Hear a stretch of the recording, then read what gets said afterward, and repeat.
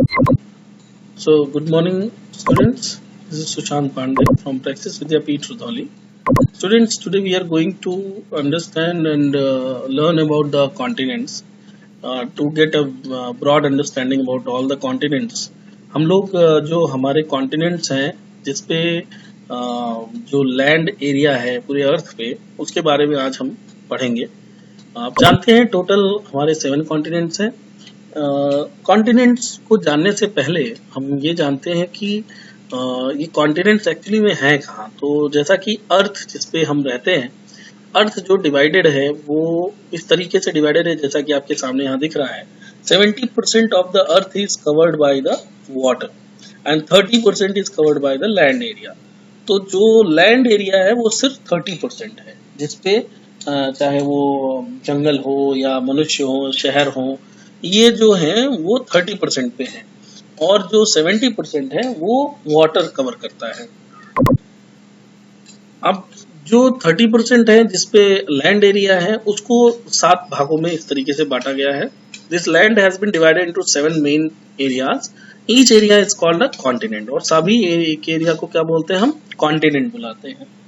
तो कुल मिला जुला के 30% जो एरिया है उसको 7 पार्ट्स में किया गया है और हर पार्ट को हम कॉन्टिनेंट बुलाते हैं। जैसे आप यहाँ देख सकते हो, this is your orange part, this is your purple part. Orange part is Asia, now this is the purple part is which is Australia, and this is the red one which is Europe, this is Africa, okay, and then there is a North America and then South America, and this is Antarctica, okay.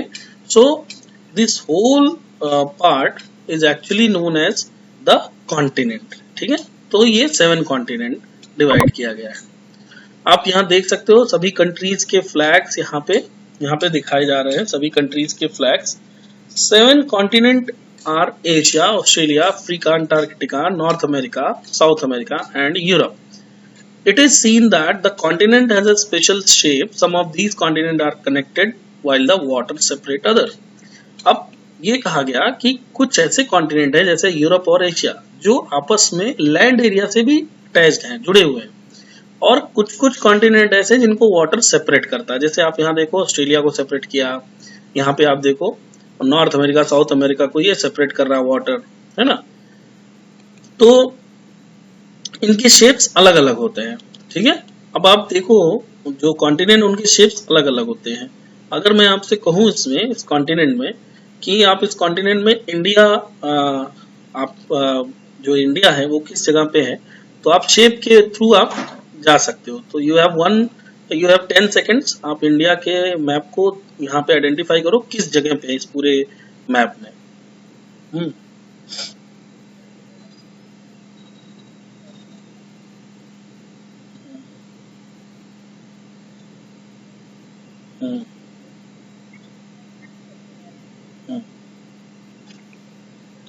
सो आपने identify कर लिया होगा, this is the map of India, okay.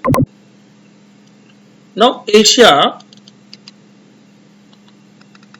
के बारे में हम पढ़ते हैं। Asia is the largest continent, cover 1/3 of the world's total land area. Asia जो है वो कैसा है, ये लार्जेस्ट है।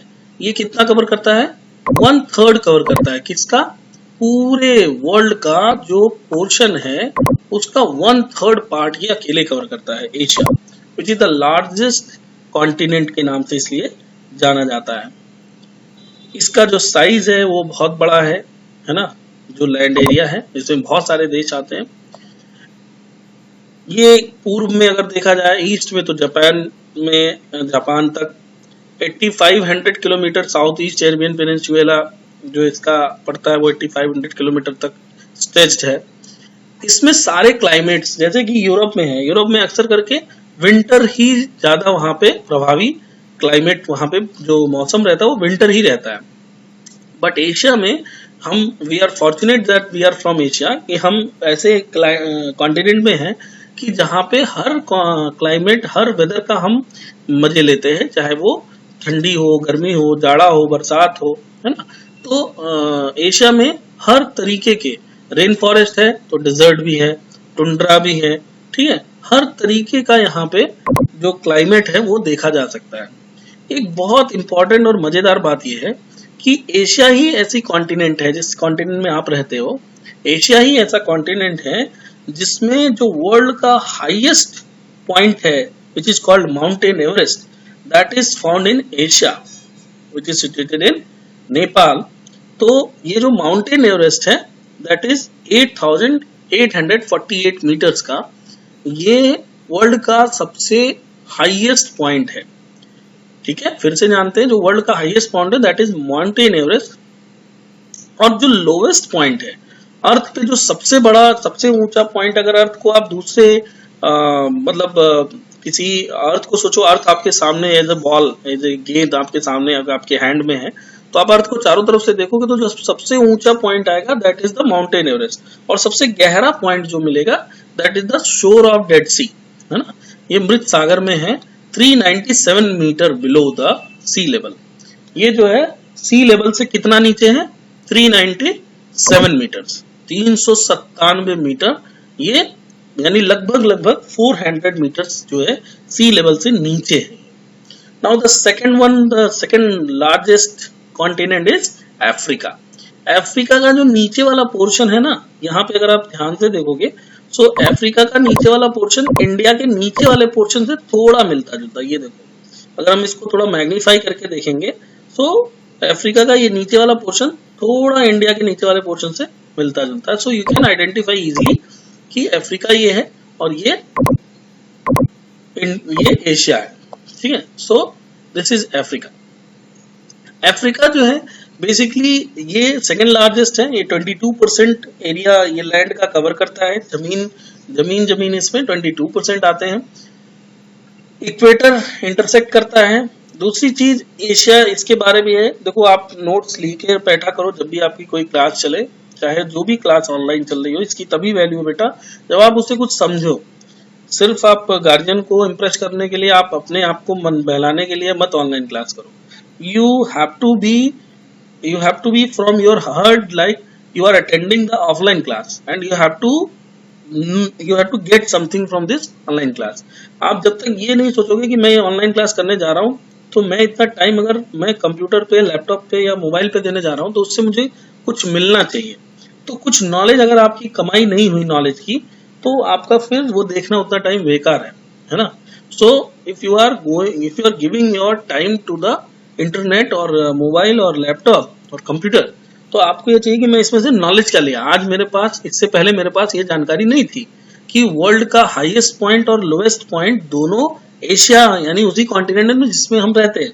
तो आज आपके पास ये जानकारी हो गई, मतलब ये ऐसा आप फील करो कि अब मेरी ये कमाई है। तो ऐसे आप जो भी चीज यहाँ पे पढ़ रहे हो उसको जरूर नोट करो, ठीक है। Now the second one is this Africa. इसमें सबसे ज्यादा डिजर्ट पाए जाते हैं, है ना। यहाँ पे सहारा डिजर्ट जो कि वर्ल्ड का सबसे लार्जेस्ट डिजर्ट है। अगर आपसे एक वन लीनियर क्वेश्चन पूछा जाए which is the world's largest desert is, desert मतलब रेगिस्तान, तो दैट इज सहारा, ठीक है। And the second thing is the longest river. दोनों एक दूसरे के एंटी, अगर ध्यान से सोचो तो डिजर्ट में पानी नहीं होता इसलिए उसको डिजर्ट कहते हैं।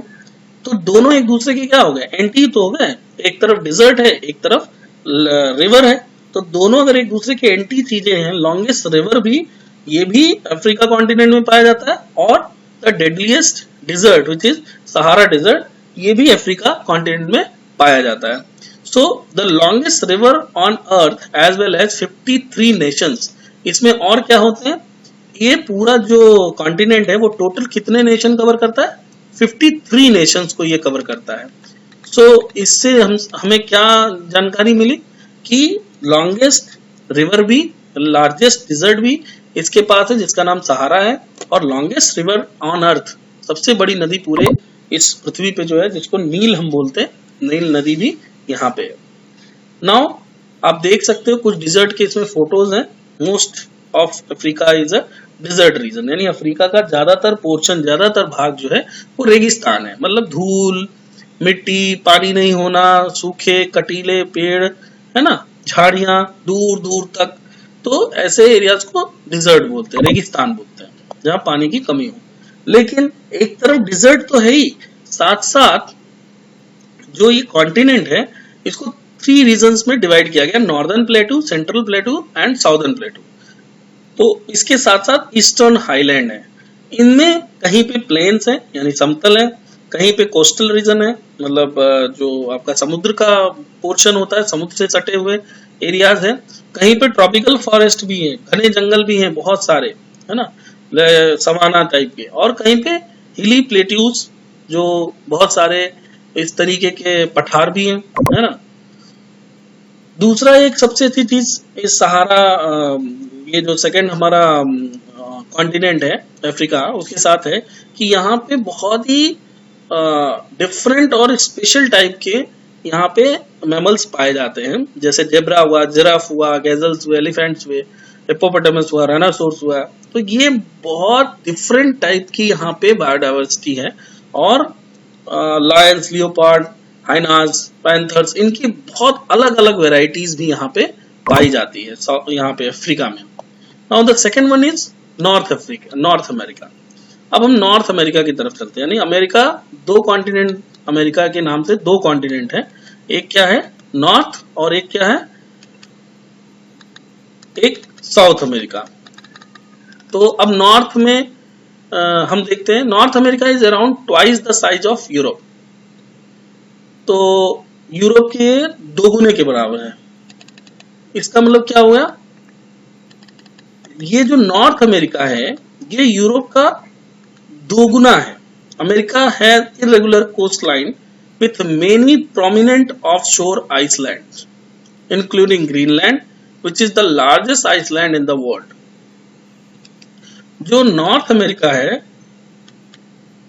ये 2 गुना है किसके साइज से, इसके साइज से, यूरोप के। और अमेरिका है इरेगुलर कोस्ट लाइन, इसका जो कोस्ट लाइन है वो इरेगुलर है। इरेगुलर का मतलब कि बहुत ऐसा नहीं कि एक तरफ से ऐसे होते चला गया है ना, वो कहीं अंदर आ गया है कंट्री में। फिर देखो यहाँ पे, जैसे आप देखो ये अंदर आकर के यहाँ पे भी कोस्ट लाइन ही है ना।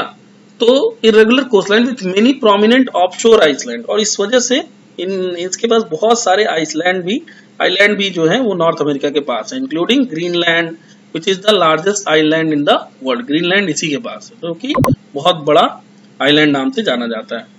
अच्छा, north America wildlife was once abundant, but after people started inhabiting this land the numbers have decrease. एक समय ऐसा था कि यहाँ पे जो वाइल्ड लाइफ था, जो जंगली जीवन था, जंगली जानवर थे, ये सारी चीजें थी, जंगल थे, ये सब बहुत ज्यादा मात्रा में थे। लेकिन धीरे धीरे अब जैसे ही लोगों ने इसको अपने रहने के लिए इस्तेमाल करने लगे, तो वो चीजें अभी डिक्रीज यानी कम होती जा रही। 1700 से ज्यादा species of birds live and breed on this continent. इस कॉन्टिनेंट में, जो ये कॉन्टिनेंट है, इस कॉन्टिनेंट में 1700 से ज्यादा, नॉर्थ अमेरिका में 1700 से ज्यादा ब्रीड है, यानी बर्ड्स की प्रजातियां रहती हैं और जिंदा जीती हैं। तो ये एक बहुत बड़ी बात है, इससे पता चलता है कि वहां की बायोडाइवर्सिटी बहुत रिच है। The Andes, world second largest mountain range, is seen in South America. Andes पर्वत श्रेणियां जिसको बोलते हैं, जैसे जो आपको जानने के लिए जस्ट बता दूं कि जो पहाड़ होते हैं, पहाड़ ऐसे नहीं होते सिर्फ एक जगह है, वही पहाड़ किनारे किनारे किनारे ऐसे चलते चले जाते हैं, तो उसको एक रेंज बोलते हैं, उसको श्रेणी बोलते हैं, उसको एक रेंज की, भाई यहाँ से लेके यहाँ, जैसे नदी बहती है इलाहाबाद, कानपुर, ऐसे होते गंगा नदी मान लिया गई, तो वैसे ही पर्वत यानी पहाड़ भी होते हैं कि विंध्याचल में वही पहाड़ है, सतना में वही पहाड़ है, तो उसको ऐसे उसका नाम पड़ जाता है विंध्य पर्वत श्रेणियां, है ना। तो ऐसे ही सबसे बड़ी जो पहाड़ का जो रेंज है that is in South America and known as Andes. वो वर्ल्ड का largest, second largest mountain range है। सेकेंड लार्जेस्ट रिवर अमेजन भी यही बहती है, ये देख लीजिए, अमेजन का ही फोटो है। अमेजन में बहुत सारे मैनग्रूव्स है। मैनग्रूव मतलब जो नदी के किनारे जंगल होते हैं, उनके झाड़ियां जो होती हैं, तो ये एक तरीके से जंगलों के बीच से ये पानी बहता है। अमेजन ये बहुत सेकेंड लार्जेस्ट रिवर है, अमेजन नदी, also runs through south America. तो अमेजन.com बहुत आपने सुना होगा, अमेजन.com, अमेजन से हमने ऑनलाइन ऑर्डर किया, वो अमेजन एक्चुअली यही अमेजन नदी के नाम से है, अमेजन, ठीक है, अमेजन। तो 2 बातें हम जाने, एक तो world second largest mountain range वो नॉर्थ अमेरिका में है, और दूसरा क्या है, सेकेंड लार्जेस्ट रिवर। फर्स्ट कहाँ पे है आपको याद होना चाहिए, अभी हमने पढ़ा है फर्स्ट लार्जेस्ट लॉन्गेस्ट रिवर कौन सी है, नील। कहाँ पे है, अफ्रीका में, ठीक है। The low land consist mainly in the Amazon basin, जो अमेजन बेसिन है वो जमीन वहां का नीचा है, which is covered in the equatorial region. These areas are of the wet tropical climate and have a dense cover of rainforest. It is the home for many exotic animals. ये जो area है वो बहुत सारे इसमें जीव जंतु रहते हैं जो अमेजन है, जैसा कि अभी कुछ देर पहले हमने बताया, चूंकि डेंस फॉरेस्ट है, घना जंगल है और पानी भी नीचे है। यूरोप, ये fifth largest of the continent है, जो यूरोप का जगह है वो 5वें नंबर पे आता है। Europe is the fifth largest continent. Europe हमसे यानी एशिया से अटैच्ड है, आप यहाँ देख सकते हो यूरोप हमसे अटैच्ड है। It is also known as Europa. Europa was the daughter of Phoenix in Greek mythology.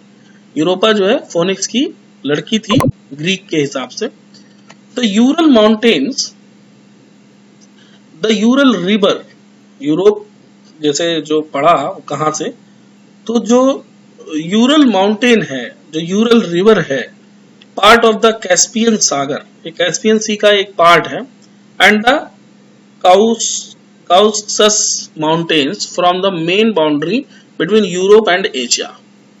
मतलब जो यूरल रिवर है, एक तो यूरल रिवर की बात हो रही है, पार्ट ऑफ द कैस्पियन सी, ये कैस्पियन सागर से निकला हुआ है, एंड द काउकासस माउंटेन, काउकासस माउंटेन इनके बीच में है, किसके बीच में, ये बाउंड्री का काम करता है एशिया और यूरोप के बीच में। Lots of geographers also see the two continent as one and call it Eurasia.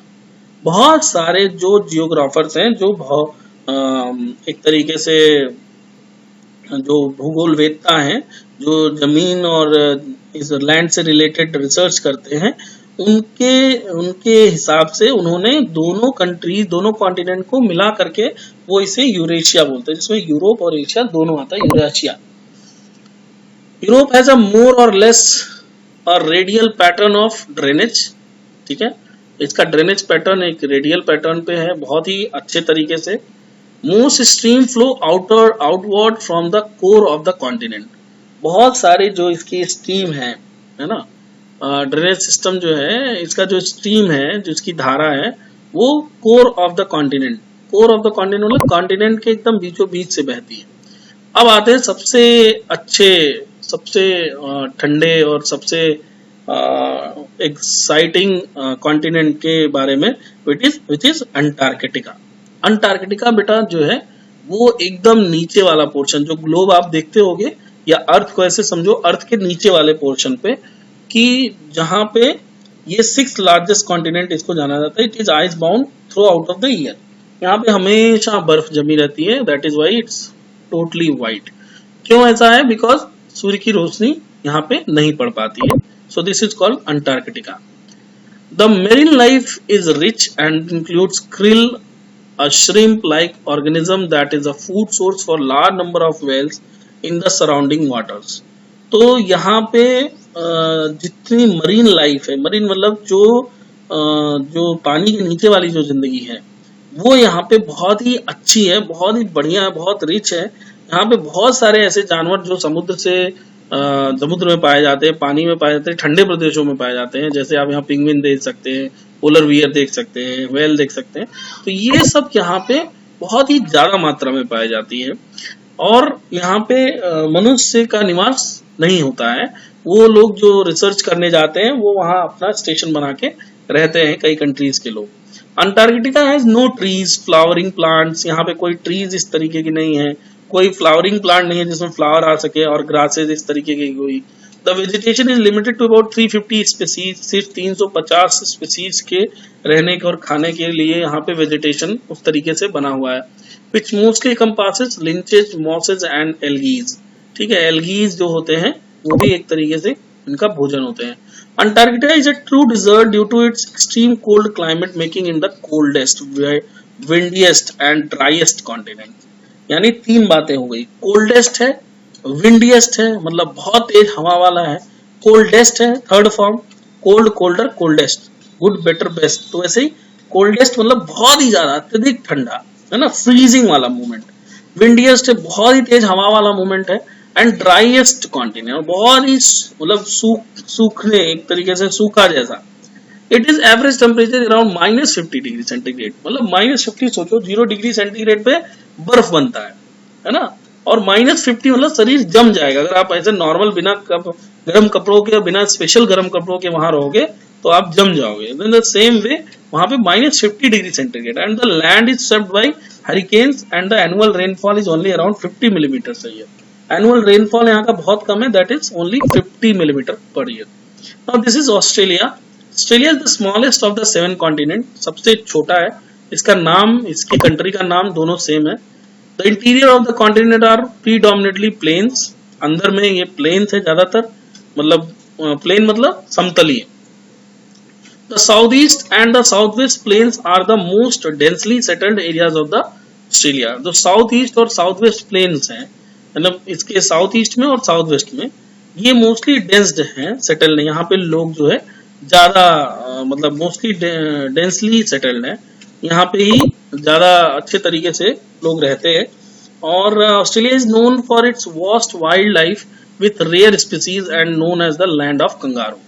Australia ही सबसे ज्यादा वाइल्ड लाइफ और इसके जो पास जो वाइल्ड लाइफ है, जो जंगल हैं, जो जानवर हैं और जानवरों का जो एक समूह है, चाहे वो जंगली हो, चाहे जंगल में रहने वाले हो, चाहे मतलब नॉर्मल रहने वाले हो, वो ऑस्ट्रेलिया में बहुत ज्यादा पाए जाते हैं। स्पेशली जो यहाँ पे, इसलिए इसको कंगारुओं का भी जगह, यहाँ देख रहे हैं कंगारू, यहाँ वहाँ का राष्ट्रीय ये पशु है कंगारू। लैंड ऑफ कंगारुओं की जमीन है, नहीं, इसको कंगारूज भी बोला जाता है।